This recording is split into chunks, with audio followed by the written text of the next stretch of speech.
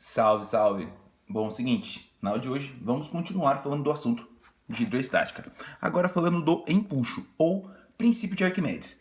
Bom, o que é isso? O empuxo é uma força exercida por um fluido sobre um corpo mergulhado. O sentido é vertical para cima. Bom, como assim? O que seria isso? Vocês já foram, por exemplo, em piscina, alguma coisa do tipo assim, e tentaram colocar uma boia embaixo d'água, por exemplo, uma boia ou uma bola.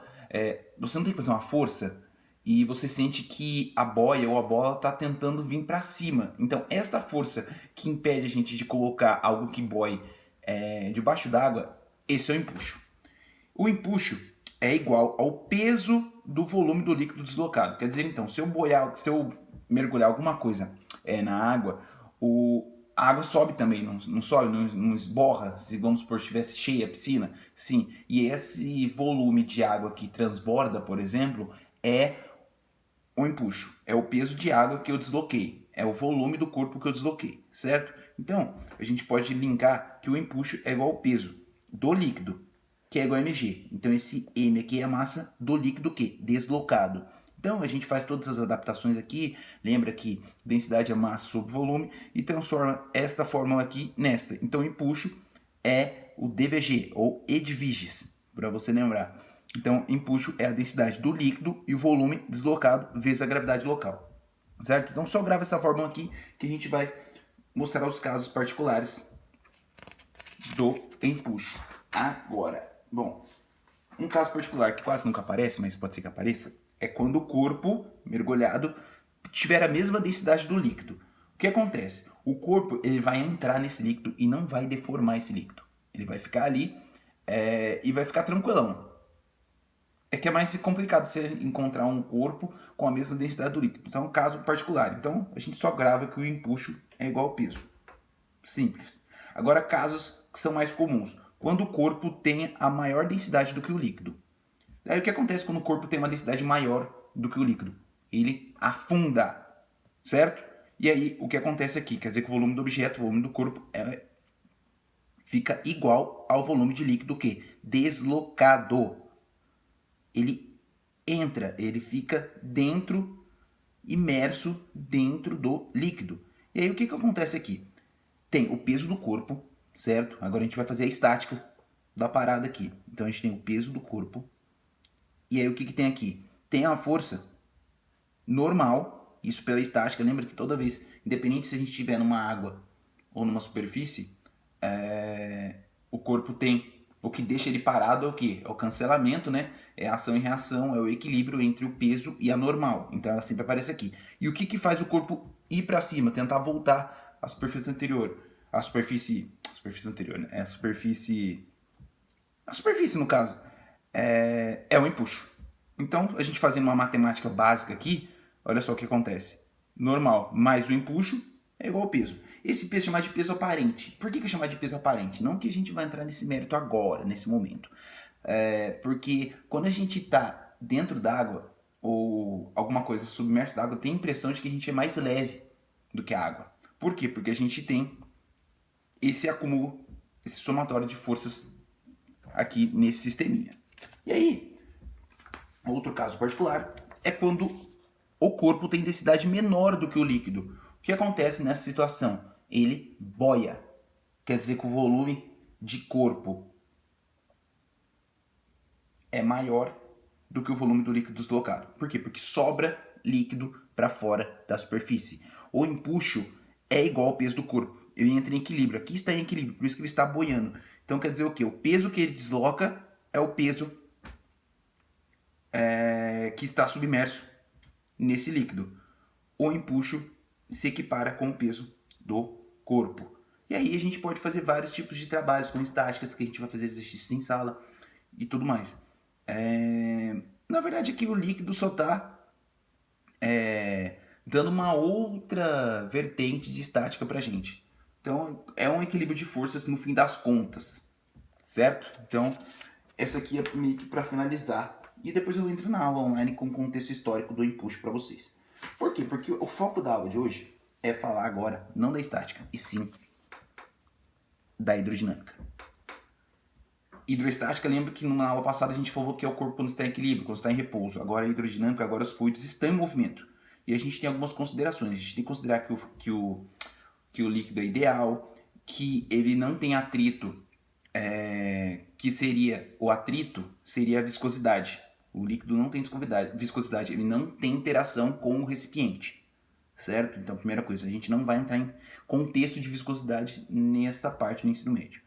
E aí, o que a gente tem aqui, por exemplo, no líquido, pensa numa mangueira, no esguicho.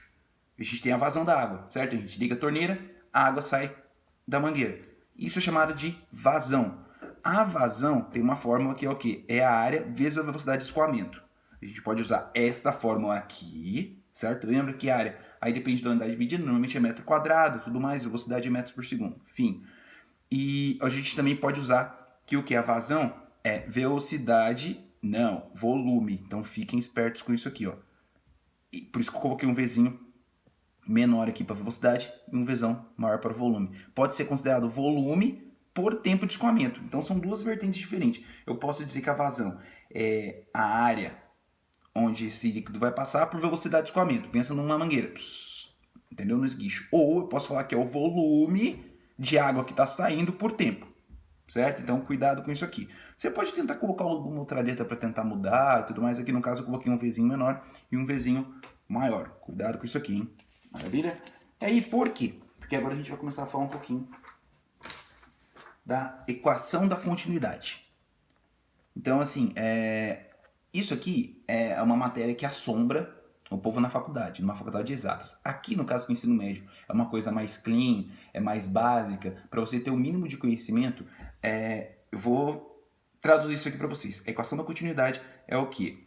É a relação da área e o volume e a velocidade de escoamento. Certo?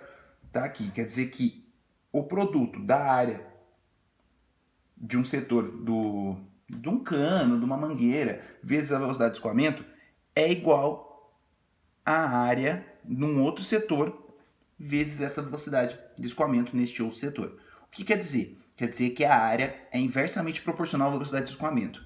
Aí, nossa, não entendi. Exatamente, essa é uma matéria que é um pouco mais complicada, mas eu vou dar um exemplo simples aqui para vocês, que eu acho que eu já até conversei com vocês na aula anterior, que é o que?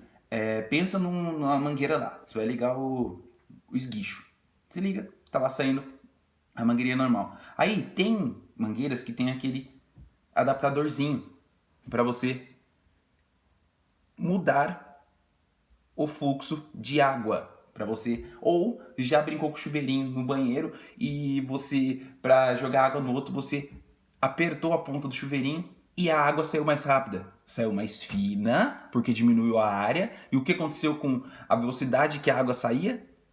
Aumentou. Então, exatamente, a área é inversamente proporcional à velocidade de escoamento. Então, se eu diminuir a área, eu aumento a velocidade de escoamento. Se eu aumento a área, a velocidade diminui. Então, pensa na hora de você ou usar um esguicho ou brincar com o chuveirinho no banheiro. Se você diminuir aquela área ali, não vai mais rápido? Então, essa é a equação da continuidade. Então, acabei de traduzir para vocês exatamente o que é a equação da continuidade. Quer dizer que se eu diminuir a área, eu aumento a velocidade. Fim. Deu para entender? Pegou a visão? Então é isso. Aí, por fim, a gente fez esse link em questão de área. Agora a gente vai fazer isso aqui em questão de energia, que daí é pior ainda, que é a chamada equação de Bernoulli. Aqui, ele vai colocar a parte lá de mecânica, de conservação de energia, aqui nos fluidos, aqui nos líquidos. Então, a equação de Bernoulli faz o quê? O princípio da conservação de energia, descrevendo o comportamento dos fluidos dentro de um tubo. E aí, eu até pensei em colocar a dedução, mas eu acho que não é legal. Por quê? Porque é muito complicado para vocês, ainda mais que assim, vai juntar o teorema de Stevin com o teorema da energia mecânica. E aí a gente faz o link entre a energia potencial e a energia cinética. A energia potencial, no caso, entre o teorema de Stevin, que eu vou usar a pressão, porque vai entrar a questão da altura da coluna de água. Então, quanto maior a coluna de água, maior a pressão ali. Lembrando que essa pressão de fora seria a pressão atmosférica, certo?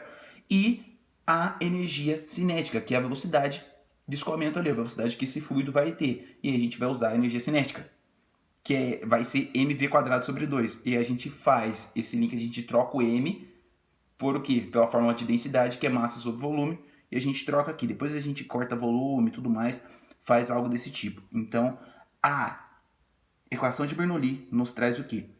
Que num ponto de um tubo, num ponto 1, pressão nesse ponto, mais dGH, que é a pressão lá do teorema de Stevens na aula passada, mais dV, V de velocidade, sobre 2. V ao quadrado lembra da energia cinética. Então junta energia potencial, ó, tenta linkar ó, mgh com mv quadrado sobre 2. Mas a gente não vai usar a massa do líquido, a gente vai usar a densidade. Então a gente só faz a troca. É igual no outro ponto. É a mesma coisa, o link de energia potencial num ponto, energia mecânica num ponto é igual a energia mecânica no outro ponto. Lembrando de conservação de energia. Faz isso que você vai acabar lembrando. Então quer dizer o quê? Quer dizer que a pressão mais...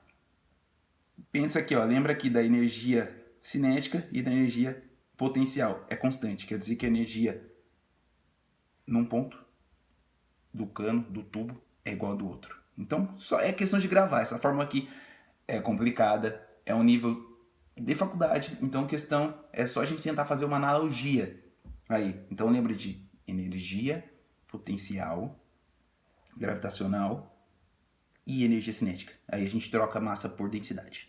Acho que é o link mais interessante para a gente trabalhar. E aí na aula, e também depois desses momentos aqui, até o fim do ano, a gente vai fazer bastante exercício, você vai ver que é mais aplicação de valores, unidade de medida, do que qualquer tipo de dificuldade. Certo, meus lindos? Então por hoje é só.